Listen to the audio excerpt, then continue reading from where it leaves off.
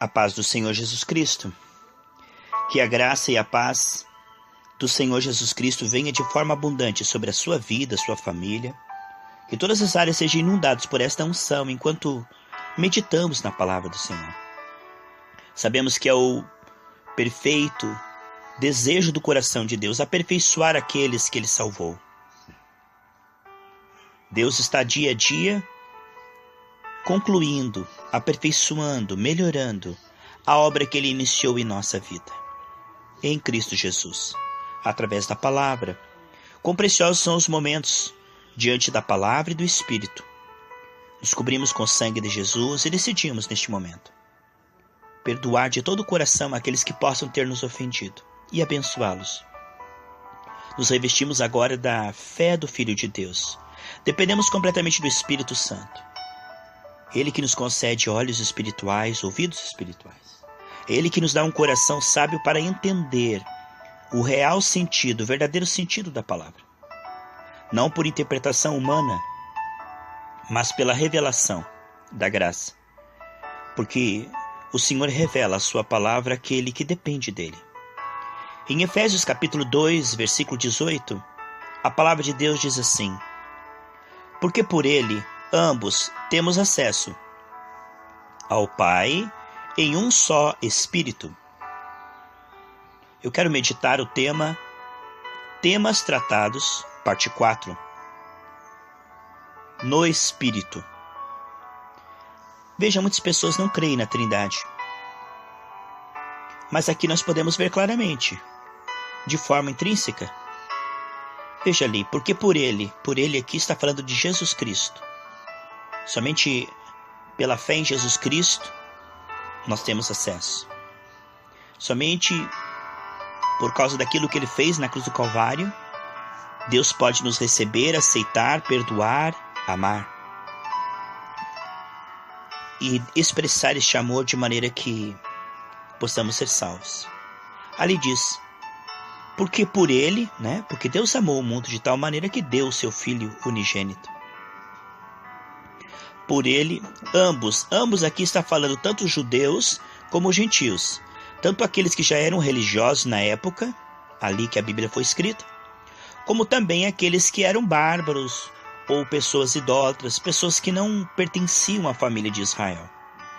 Ali diz, porque por ele, Jesus Cristo, ambos, judeus e gentios, temos acesso a quem? Ao Pai. A Bíblia diz em Tiago capítulo 1, que todo o dom perfeito vem descendo do Pai das luzes. Aleluia, onde não há sombra nem variação. Então o versículo diz que por ele, Jesus Cristo, ambos, judeus e gentios, temos acesso ao Pai, em um só Espírito. Veja. Que maravilha, amados. Então é em Cristo, no Espírito Santo, inspirado, ajudado, amparado, consolado pelo Espírito Santo, rumo ao Pai, em níveis cada vez mais profundos de comunhão. Aleluia, comunhão dia a dia melhorado, amizade, assim como Adão na viração do dia tinha uma comunhão com o Pai, Que maravilha, amados. Em 1 Pedro 3,18 diz que Jesus morreu para nos levar de volta ao Pai, a Deus. Isso não é maravilhoso, saber que o nosso relacionamento com Deus, o Criador de todas as coisas, pode melhorar dia a dia?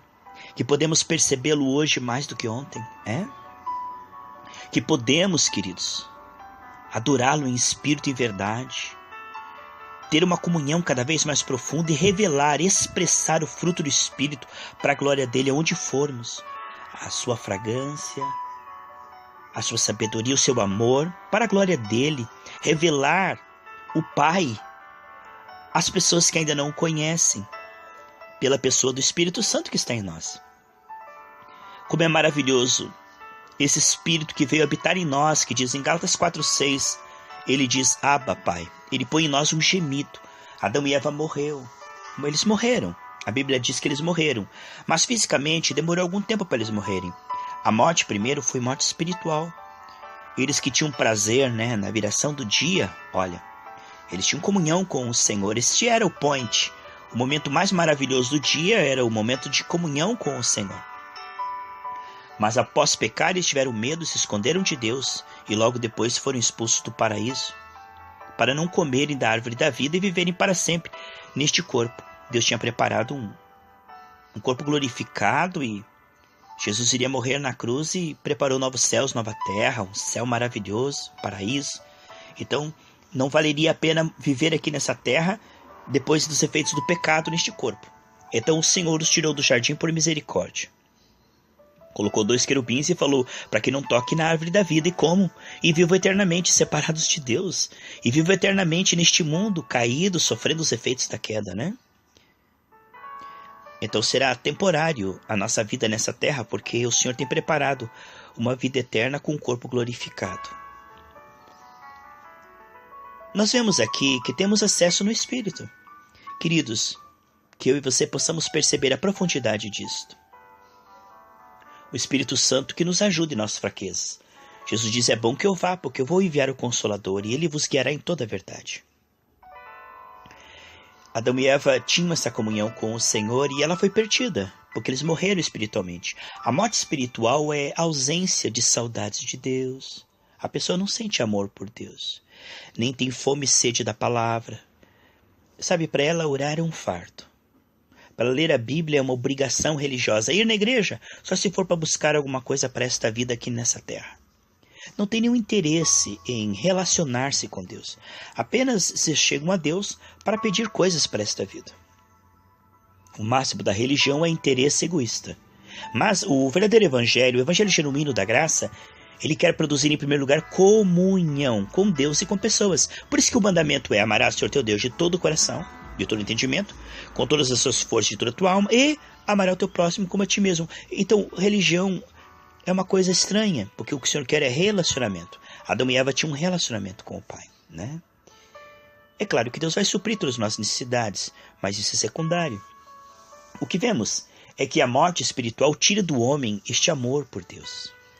Coloca apenas medo. Tira do homem esse desejo de conhecê-lo dia a dia, como diz Oséias 6,3, conheçamos e prossigamos em conhecer o Senhor. A morte espiritual tirou do homem o interesse pela palavra, pela comunhão com os santos, o estar na igreja local junto com os irmãos adorando a Deus. Isso é morte espiritual. A Bíblia diz em Hebreus 10,25, não deixem de congregar. Isso é tão saudável, cada um com seu dom, adorando juntos a Deus, estudando juntos a palavra, orando uns pelos outros, sendo sarados e aperfeiçoados. Porque a Bíblia diz em Colossenses que nós temos que estar ligados ao cabeça e a todas as juntas e ligamentos para crescer. Então nós precisamos da nossa comunhão com Deus, mas também precisamos da nossa comunhão com o corpo de Cristo para crescermos de fato. Existem coisas que Deus faz, você orando sozinho no seu quarto, como diz em Mateus 6,6. Quando orares, feche a porta, fique a sós com o Pai. Mas há momentos em que o Senhor quer operar através dos dons e da unidade do corpo. O que Deus faz na igreja, muitas vezes Ele não faz no seu quarto de oração. E o que Ele faz no seu quarto de oração, Ele não faz na igreja. O que Deus faz através do jejum, Ele não faz através da leitura bíblica. O que Ele faz através da leitura bíblica, Ele não faz através da adoração.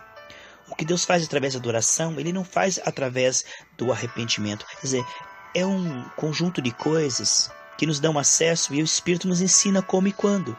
O Espírito Santo é o único sábio e intérprete que nos leva a ter um relacionamento correto com Deus. É maravilhoso, o Espírito Santo veio habitar em nossos corações. A Bíblia diz em João 14, 23, também 24, lá em João 16, 13, 14, que o Espírito Santo ele nos guiaria em toda a verdade. É maravilhoso que o Espírito venha habitar para nos guiar. E é pela fé que nós dependemos dele e ele nos guia. A fé é a dependência de que ele é capaz de tornar claro isso para nós. Nós não sabemos. Não é nós que guiamos o Espírito Santo, é Ele que nos guia. É só depender dele e crer que Ele está guiando. É pela fé. É tão bonita a fé, porque a fé, ela depende e crê. Ela se entrega como uma criança, né? A palavra do Senhor mostra, aqui nesse versículo que nós lemos em Efésios 2:18, que é pelo Espírito que temos acesso. Queridos, o Salmo 41:12 diz que é o Senhor que nos coloca na sua presença. Veja, Deus é Espírito, Ele é invisível. Eu não posso vê-lo, mas o Espírito Santo me faz perceber. O Espírito me dá um coração que adora. O Espírito Santo me dá olhos para ver, ouvidos para ouvir. No Espírito, não com esses ouvidos físicos. O Espírito Santo me dá fome e sede para ter prazer na lei do Senhor e nela meditar dia e de noite. O Espírito Santo coloca em mim compaixão pelas pessoas para evangelizá-las, interceder por elas, visitá-las, né? Perdoar. Então o Espírito Santo, ele nos dá uma nova mentalidade. Fome e sede da palavra. O Senhor chama de bem-aventurado aqueles que têm fome e sede dessa justiça que é essa nova vida que o Senhor tem para nós. Dia a dia alimentando a fé, regando a fé, não interrompendo o processo da graça no coração, mas de forma perseverante, disciplinada, dedicada e pela graça, não pelo esforço, não com culpa. Sabe, queridos, o Espírito é o Espírito de fé. A Bíblia em 2 Coríntios 4,13 que Deus nos deu um Espírito de fé. Então, ele diz, não receba o teu Espírito. O Espírito do medo, lá em 2 Timóteo 1,7, fala que o Espírito do medo. Quantas pessoas que servem a Deus por medo estão servindo no Espírito errado? Aqui nós só temos acesso a Deus por esse Espírito da palavra, que é o Espírito Santo. O Espírito de fé. Quantas pessoas se querem ter relacionamento com o Senhor, mas não pela fé, não pela dependência da graça, mas pela culpa, pelo esforço carnal, pelos sacrifícios financeiros, por campanhas financeiras, por sacrifícios humanos, né? Subir a escadaria de joelhos, esfolando seu joelho. Eles querem achar a Deus, mas não acham. Porque Jesus diz, eu sou o caminho, a verdade e a vida, ninguém vem ao Pai senão por mim, lá em João 14,6. Então Jesus é o único caminho, e o Espírito Santo é o único que abre os nossos olhos e ouvidos, e nos dá um coração para andar nesse caminho. O Espírito Santo nos dá as condições para que, estando neste caminho, nós tenhamos ânimo para prosseguir, discernimento para ver, e amor para valorizar isto. Veja quando diz, eu sou o caminho, a verdade e a vida. Pensei, eu sou o caminho. O que você vê? Duas pernas, os músculos nas pernas e a pessoa caminhando. Força para caminhar, ânimo para dar um passo após outro. Olha o Espírito Santo dando ânimo para você caminhar cada dia na presença do Senhor. Eu vou na igreja assim. Eu vou ler a Bíblia assim. Eu vou orar na madrugada assim. Isto é o caminho. É este poder, essa força muscular, essa força espiritual para estar exercitando cada dia mais perto de Deus. Caminhando, como diz lá em Filipenses 3, Paulo dizia, eu estou numa corrida cada vez mais perto de Deus. Eu considero como perda, lixo, tudo aquilo que me impede de avançar, todo peso morto. Caminho, verdade, o que você vê verdade? Uma cabeça com uma lâmpada em cima, assim, ideia, verdade. Então, o que é? Sabedoria. Deus nos dá visão, audição espiritual. Então, verdade fala da capacidade do Espírito de nos fazer perceber as realidades espirituais, perceber que Deus existe, perceber que a Bíblia é verdade, perceber que nós tudo podemos naquele que nos fortalece. Então, o Espírito Santo, ele abre os nossos olhos. Em 1 Coríntios capítulo 2, do 12 ao 14, diz que o Espírito Santo é como intérprete, que ele revela aquilo que nós já recebemos em Cristo, nos faz perceber o que já recebemos gratuitamente. Portanto, não precisamos receber mais poder. O que nós precisamos é perceber o poder que já temos, porque o Espírito não é dado por medida, nós temos o Espírito inteiro em nós. Como é que Deus vai dar mais poder se o Espírito Santo está todo em nós? Não é uma questão de receber mais poder, é uma questão de se relacionar e perceber cada vez mais. O Senhor vai nos dando percepção. E aí, quanto mais nós percebemos esse poder, mais ousadia e fé nós temos. Muitos dizem assim que a Bíblia se renova a cada dia. Não é verdade, amados. A Bíblia não se renova porque ela é eterna. A Bíblia é Jesus. Como é que vai se renovar? Não fica velho. Então a Bíblia não se renova. A Bíblia nos renova. É nós que precisamos de renovação por causa da queda. O que se renova a cada dia, diz lá em Lamentações 3, é a misericórdia de Deus. Porque todos os dias nós precisamos de novo da misericórdia de Deus, e de novo. Então ela se renova. Deus nos dá mais uma chance a cada novo dia, né? Mas a palavra de Deus não se renova porque ela é eterna. Ela não muda. Ela nos muda. Então a palavra de Deus nos renova. O que acontece é o seguinte: você lê um versículo hoje, entende algo. Mas quando o Espírito Santo trabalha em você, amanhã você lê o mesmo versículo, você vê mais coisas. Elas já estavam ali. Mas porque você teve comunhão com o Senhor, você vai perceber. Você vai ver aquilo que você não via. Você lia assim, não via nada. Agora você lê e você vê. Porque o Espírito Santo, ele te revela coisas novas e grandes que você não sabia, que eu não sabia, na mesma palavra. A palavra é a mesma, mas os olhos para ver mudaram. O coração para entender mudou. O Espírito Santo, então, conforme nós vamos se relacionando com o Senhor, ele vai revelando, vai nos renovando, e nós vamos vendo na Bíblia coisas que nós não víamos antes, que já estavam lá. A palavra é a mesma, mas ela está nos mudando, abrindo os nossos olhos, nos dando ouvidos para discernir a voz do Senhor e a voz da carne, a voz do diabo, a voz do mundo, a voz dos falsos profetas. Então eu falei de caminho, que é a força para caminhar, o ânimo para dia a dia se entregar, verdade, que são os olhos e ouvidos espirituais para entender, para ouvir, né? E vida, o que você pensa quando eu falo em vida? Um coração batendo assim, ó, coração batendo e pulsando. Então o que é? O amor, a capacidade de adorar a Deus mais que o pecado, a capacidade de escolher a santidade, a santificação, o temor, a renúncia, a capacidade de se importar com aqueles que estão sofrendo, né?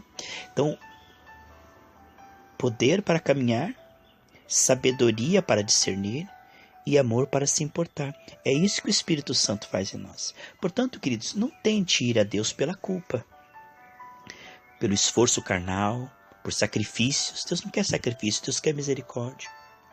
Não tente ir a Deus tentando mudar você mesmo na marca, mas continue se entregando, né? Se colocando na presença dele. E ele vai, através dessas meditações diárias, produzir em você o querer efetuar. À medida que você vai se entregando ao Senhor, você vai vendo que o milagre da graça vai produzindo em você uma mudança, arrancando de você e também revelando coisas que precisam sair, e você confessa e pede para que ele tire. Como Isaías disse, a minha boca está suja, Senhor. E o Senhor não brigou com ele, apenas limpou com a brasa que o anjo tirou lá do céu. Sabe, nós não precisamos de desespero. A santificação não tem a ver com culpa, mas com arrependimento.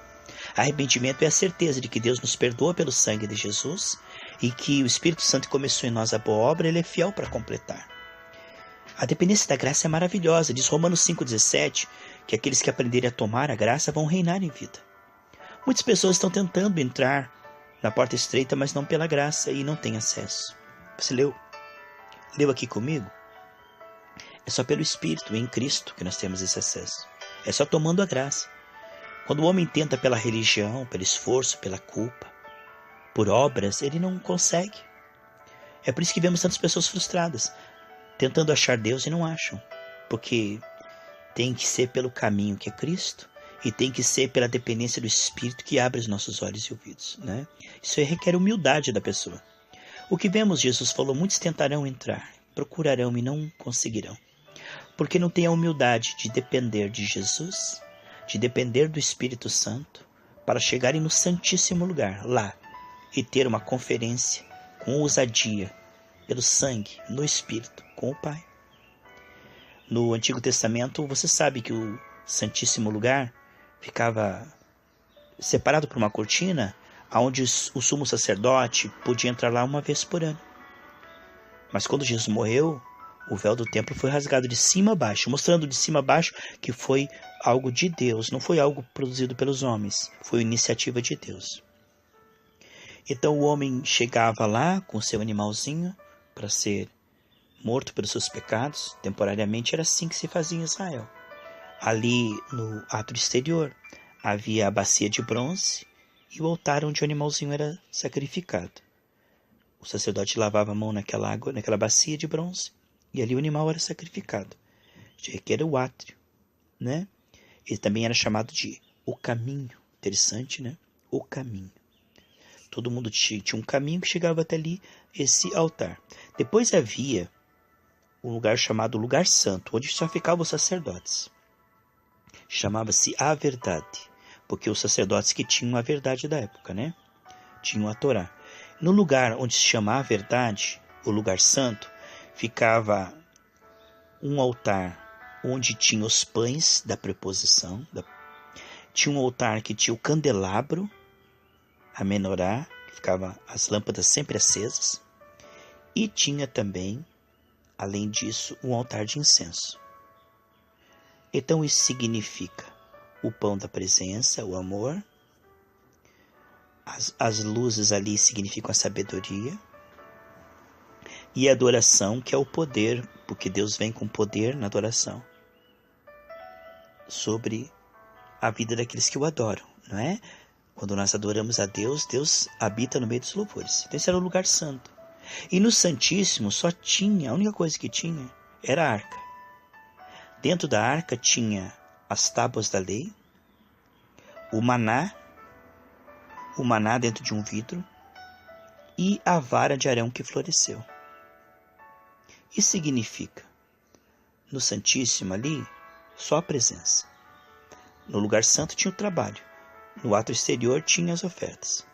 Mas no lugar santíssimo só tinha a arca da presença. Esse maná escondido significa a palavra revelada no Espírito, a sabedoria espiritual, o discernimento àqueles que temem o Senhor. A Bíblia diz que aquele que for humilde, Deus revelará a sua palavra. Isso é o maná que havia dentro da arca. A vara de Arão que floresceu significa autoridade espiritual. Jesus diz: "Eu vos dou autoridade de poder". É o poder para manifestar o reino, desfazer as obras do diabo, curar enfermos, expulsar demônios, multiplicar pães, né? Na vida daqueles que estão sofrendo os efeitos da queda. E a tábua da lei? A tábua da lei dos 10 mandamentos que havia ali significa o relacionamento do homem amando a Deus mais do que tudo, procurando viver para Deus. É o amor, a sabedoria e o poder sobrenatural. Então, esse lugar se chamava vida, porque quem entrasse ali em pecado morria na hora. Então, o primeiro lugar, o ato exterior, chamava-se caminho, o segundo chamava-se verdade e o terceiro vida. Então, o primeiro ali que tinha o altar do sacrifício é em Cristo. O segundo lugar, que era o trabalhar dos sacerdotes, era no Espírito. E o terceiro lugar, aonde estava a glória Shekinah, a glória do Senhor, ali é ao Pai, comunhão com o Pai. Em Cristo, no Espírito, rumo à comunhão com o Pai. Isso era no Antigo Testamento, mas agora em Cristo o véu foi rasgado, você tem comunhão com o Pai não uma vez por ano, mas todo o tempo, a cada tua respiração.